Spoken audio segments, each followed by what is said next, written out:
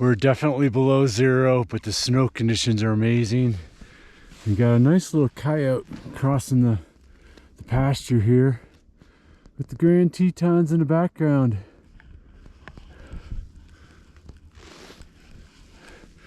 This is why winter snow running in Jackson Hole is so amazing.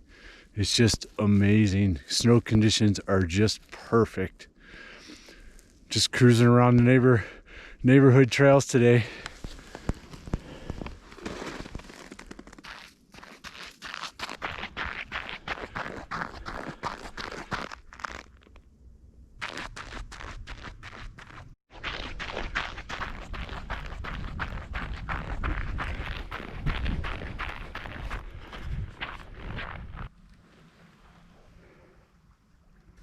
Yesterday, we talked about your run base training, primarily sticking to the strategy or the purpose of cardiovascular, endurance, leg strength, speed, turnover. And today, I want to add to that and talk about maybe the most important run foundational training you can do. What do all of us runners have in common is we use our feet every step. Our feet are tremendously helpful, obviously, for running, but why aren't we training it? Why aren't we training our feet when they are the first line of stability? They're the first line of strength that dictate how we use our body all the way up through our body with each step. The most important aspect of run foundation is training the feet. I call it our foot core. And in athletics, in sport, in running, the most valuable trait all of us need to have is availability, right? If we're not available to run, what good does it do us? If we're always dealing with aches and pains, it all starts with our feet for longevity, health, and performance. And again, our performance is based on our availability. And that's how crucial training the feet is. So we're going to head into the garage and talk foot core fundamentals. All right, I'm gonna use a 5-finger shoe to, Vibram 5-finger shoe to demonstrate the foot. So if we take run form out of the equation, so again, we're not, right now, let's just take that out of the equation, whether you heel strike, flat foot, forefoot, let's take that out of the conversation right now and just talk about what position you are always needing to be in when we run. And that's right here, right before we push off and take off. We are asking ourselves to be strong, and every step we are going to be in this position, again, regardless of run form, as we take off to take our next step. So we need to be extremely, extremely strong in this position. Our big toe acts as a stabilizer that helps activate our arch, that turns on and uses our calf muscles that stabilize the knee and then activate the glute. And this is the great cycle that we want to have happen and take place while we are running. So if we're always asking ourselves to be in this position with every step, we have to be strong in this position. We have to have good foot muscles to stabilize so our foot can stabilize itself from going side to side. Our stabilizer starts with our big toe and goes to our arch. So that's our first line of defense for being a stable, strong, and economical runner. And that's why foot strength is so important for your run foundation. So you've heard me say this before. How we use our foot, good or bad, dictates how well or how poorly we use our muscles as we run. So now let's bring run form back into the equation. If we're heel striking, we have to go from our heel all the way to here before we get stabilization. And there's a good chance that because you're heel striking and it takes so long to go from here to get your stabilization, there's a lot of chance that we miss out on that stabilization and things start to go awry from the time we heel strike before we get to our forefoot for stabilization. And a lot of dysfunction takes place in between, again, that heel strike and the forefoot strike. We want to do just the opposite. We want to have our forefoot strike first and then let the heel hit. Because what happens when we let the heel or the forefoot strike first, we immediately engage our stabilizer of our big toe, which fires our arch, which is our stabilizer, which again stabilizes our knee. So as we hit our forefoot strike, we not only get stabilization with our big toe, but we get it with our arch. And that's our line of stability.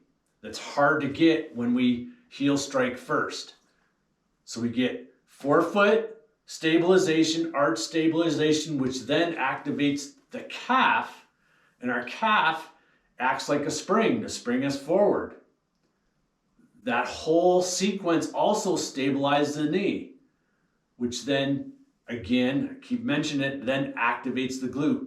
So how our foot placement, how we use our foot while we run, how we engage that is super critical of getting that good stabilization to create equilibrium all the way through our run cycle. So we're engaging muscles in the proper sequence and manner that our body is meant to get it. So that also takes away the tug and pull, or what I call using muscles more in a dominant fashion. So now when we don't have equilibrium or we don't have this good cycle of stability, we're starting to use maybe our quads a little bit more and other muscles a little bit less.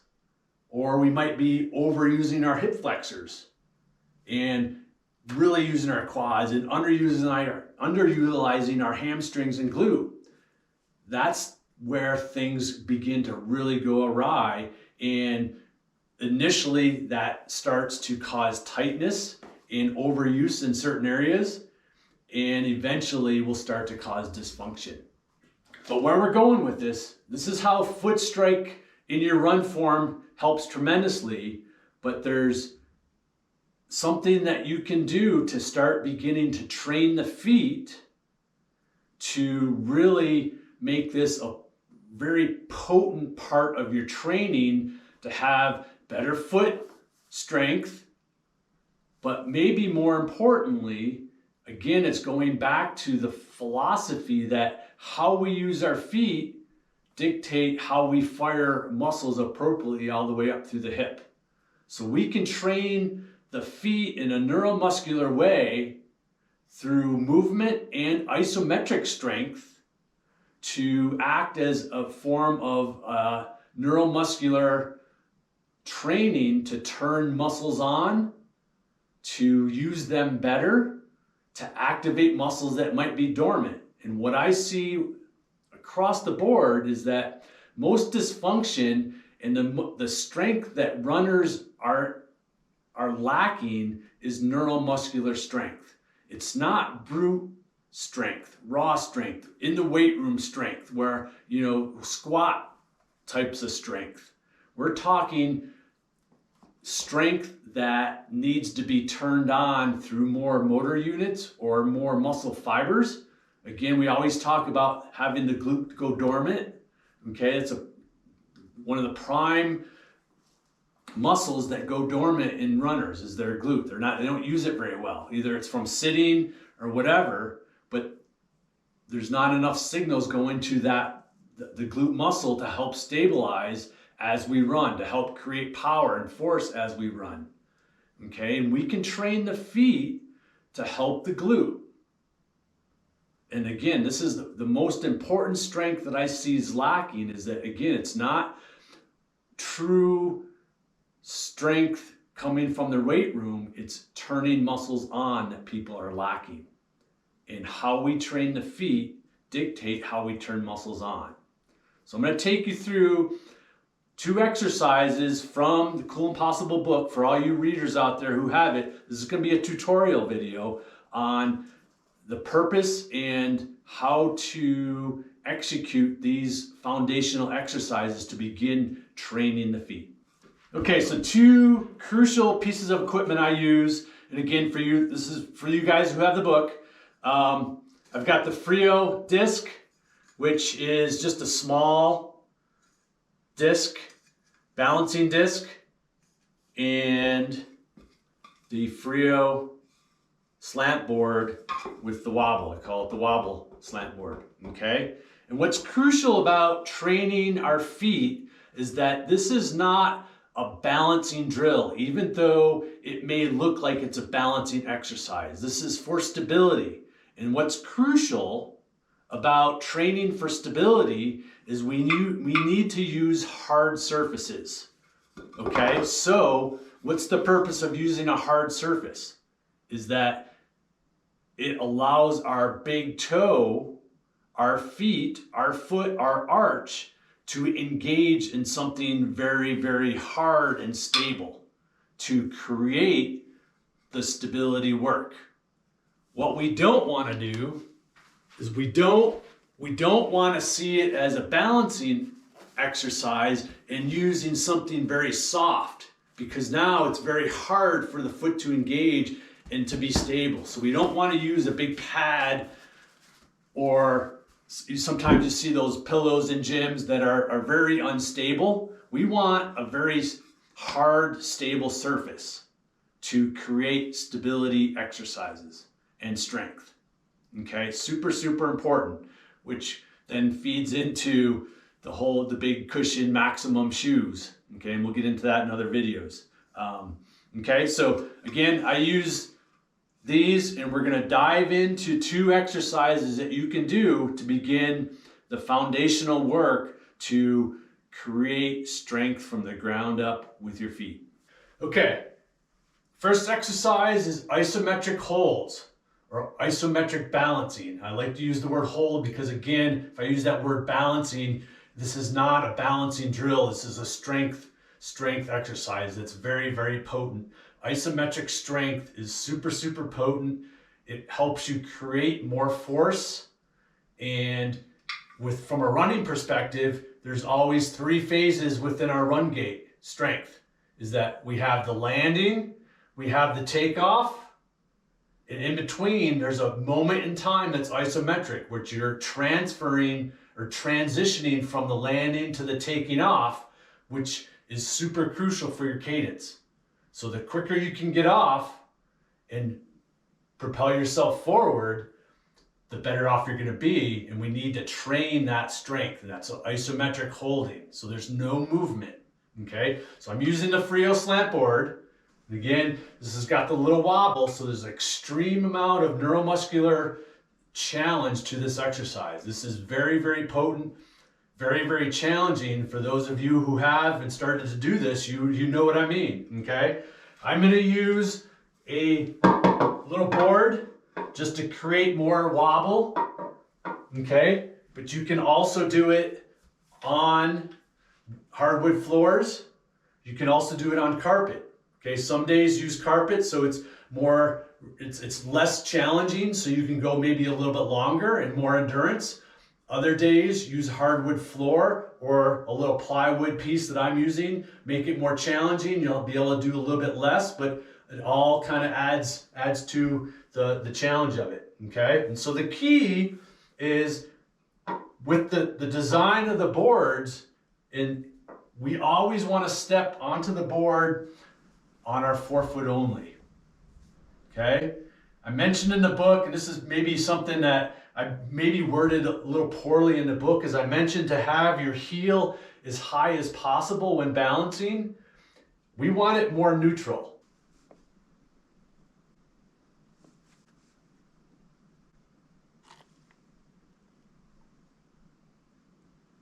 I mentioned that because a lot of runners, a lot of athletes aren't strong in the feet and therefore can barely lift their arch and their foot off of the board. So we just want to be nice and neutral, nice and strong.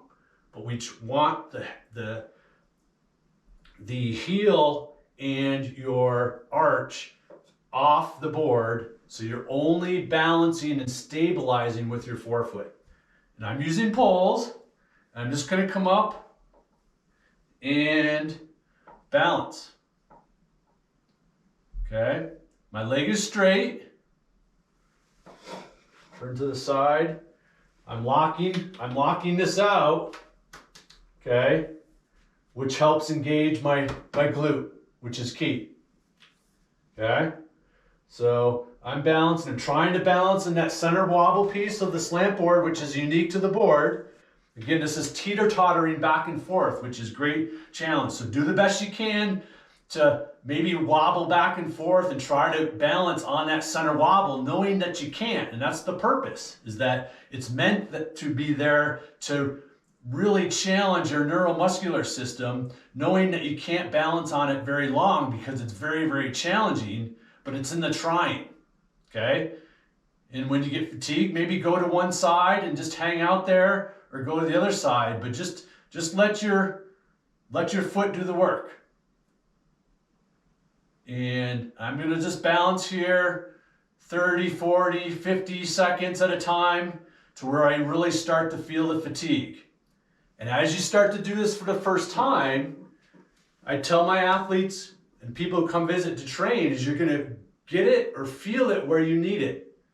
So most people starting to do this for the first time, they're going to feel it in their feet, in their arch, because their feet are weak. We don't train our feet, okay? So the fatigue first might come at the feet. But as you get stronger and as you get more stability within your feet, then fatigue might start to move up to your calf and engage your calf and start working your calf.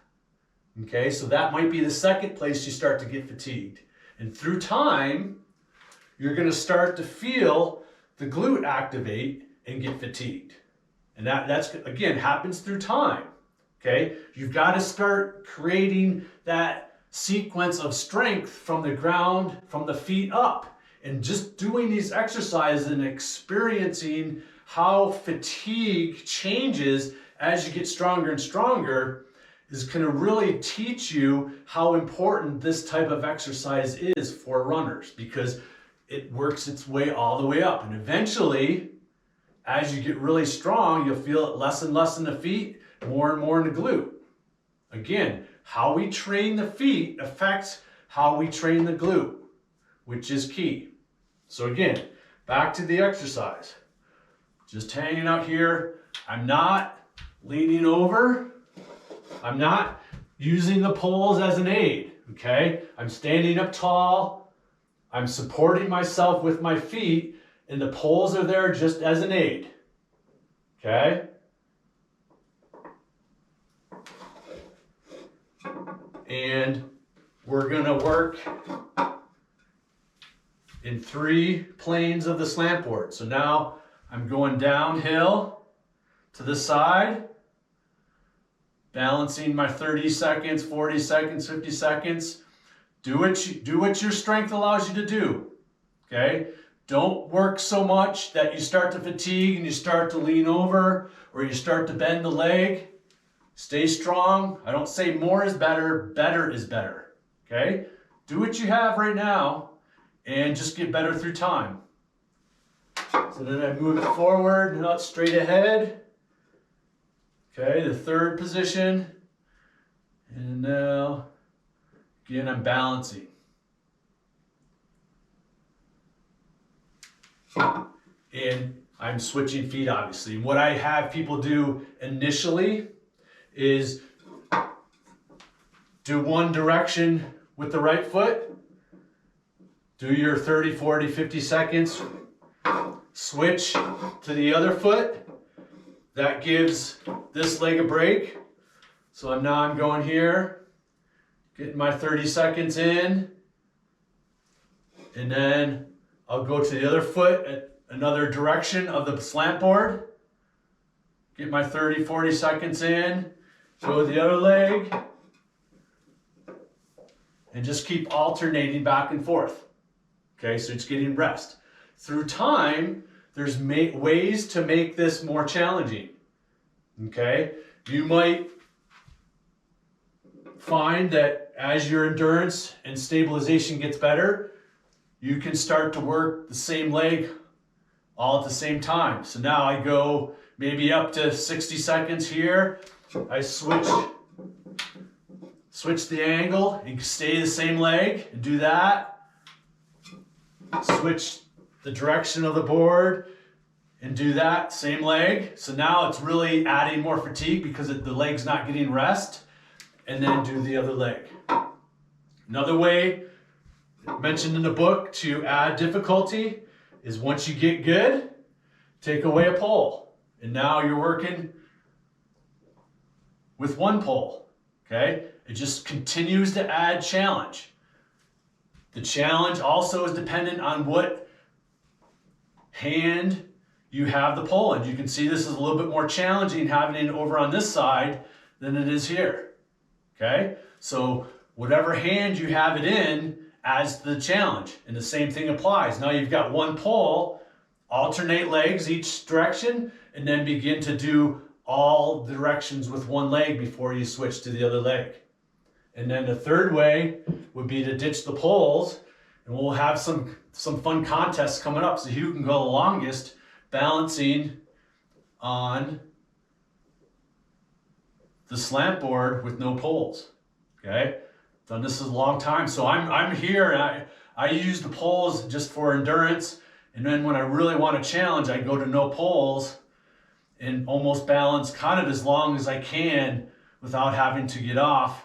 And then again, the same thing applies where I alternate feet and then do the same foot through all the directions before I switch. And you can see how now I'm fighting my balance. That's all right, because we're using the hard surface and my toes really having to engage and my arch is having to engage. Right now my calf is really burning, okay? And eventually I can start to feel my glute activate. So this is really, really challenging, okay? But build to that. Again, more is not better, better is better. So the other exercise I want to go over today is using the Frio disc. So again, same principles apply. We want to step on the disc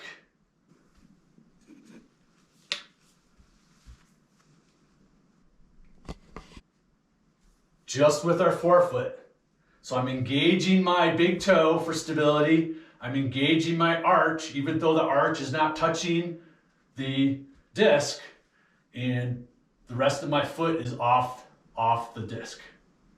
Okay, and this is the run squat with rotation, and this is a little bit more advanced, so we can maybe pick it apart. And so here's what the exercise looks at as a whole, is the run squat. And again, as I mentioned, with this, we always want to use poles. This is not something that we gravitate to using no poles. They're used there for an aid because, again, this is not a balancing drill, it's a stability and strength drill, okay? So we need to use the poles, okay? So I'm balancing, I'm gonna go into my run squat, I'm gonna come up and rotate. Back into my run squat, up, rotate. Notice how I keep my shoulders facing forward, okay? Let's go to the side. Run squat, up. Again, rotate, rotate.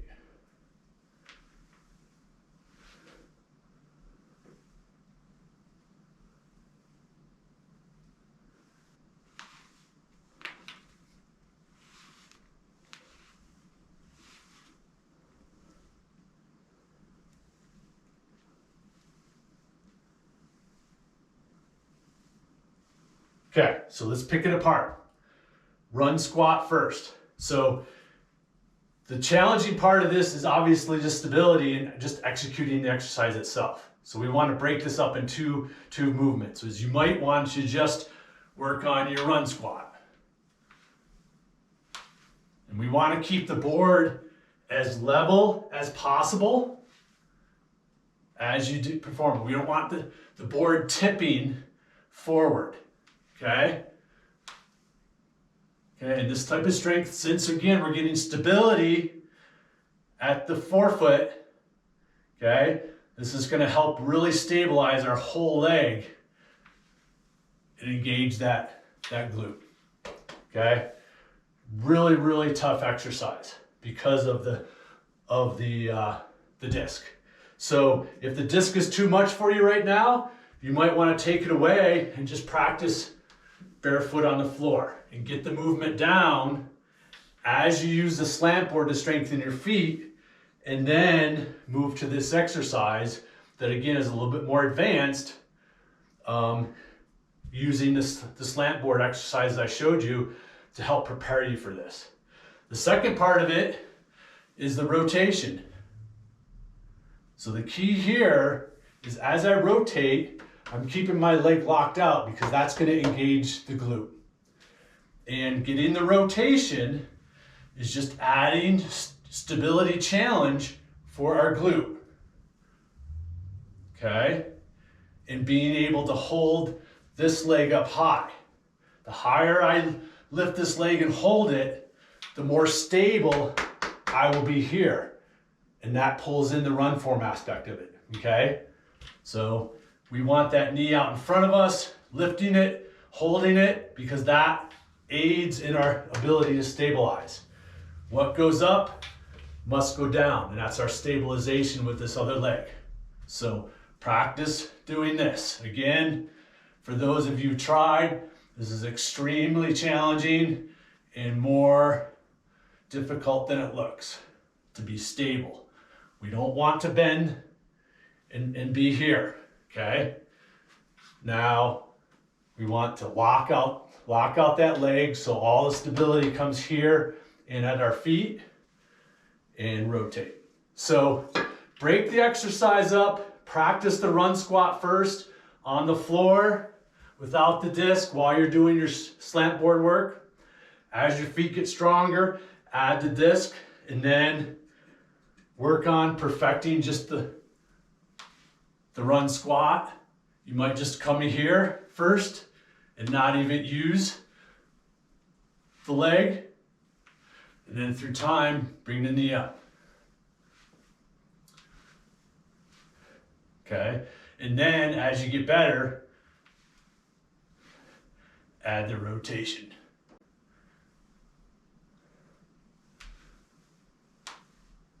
Oops.